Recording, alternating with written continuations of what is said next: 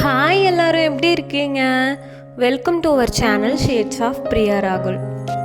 நம்ம இன்னைக்கு சிம்பிளான மஷ்ரூம் கிரேவி எப்படி செய்யறதுன்னு தாங்க பார்க்க போகிறோம். வீடியோக்குள்ளே போகிறதுக்கு முன்னாடி நம்ம சேனலை சப்ஸ்கிரைப் பண்ணாதவங்க மறக்காமல் சப்ஸ்கிரைப் பண்ணிக்கோங்க. ஃபர்ஸ்ட் பெரிய வெங்காயம் பச்சை மிளகாய் ரெண்டுமே கட் பண்ணி எடுத்து வச்சுக்கோங்க. அது கூடவே மஷ்ரூமை சின்ன சின்னதாக கட் பண்ணி எடுத்து வச்சுக்கோங்க.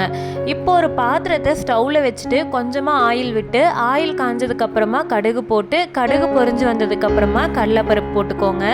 அதுக்கப்புறமா கொஞ்சமாக கறிவேப்பிலை போட்டுட்டு நம்ம எடுத்து வச்சுருக்க வெங்காயம் பச்சை மிளகாய் அது ரெண்டுமே இதில் ஆட் பண்ணி நல்லா வதக்கி விட்டுக்கோங்க. வெங்காயம் நல்லா வதங்கி வந்ததுக்கப்புறமா 2 தக்காளியை சின்ன சின்னதாக கட் பண்ணி அது கூட ஆட் பண்ணிக்கோங்க.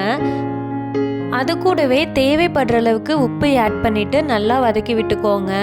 நம்ம ஆட் பண்ணியிருக்க தக்காளி நல்லா மசிஞ்சு வரணும், அது வரைக்கும் வதக்கி விட்டுக்கோங்க. தக்காளி நல்லா வதங்கி வந்ததுக்கு அப்புறமா நம்ம ஆல்ரெடி கட் பண்ணி வச்சுருக்க மஷ்ரூமை இது கூட ஆட் பண்ணிக்கலாம். அது கூடவே 1 டேபிள் ஸ்பூன் அளவுக்கு தனியாத்தூள் ஆட் பண்ணிக்கோங்க. 1/2 டேபிள் ஸ்பூன் மஞ்சள் தூள் ஆட் பண்ணிக்கோங்க. இது கூடவே உங்களுக்கு காரத்துக்கு தேவைப்படுற அளவுக்கு மிளகாய் தூள் ஆட் பண்ணி நல்லா வதக்கி விட்டுக்கோங்க.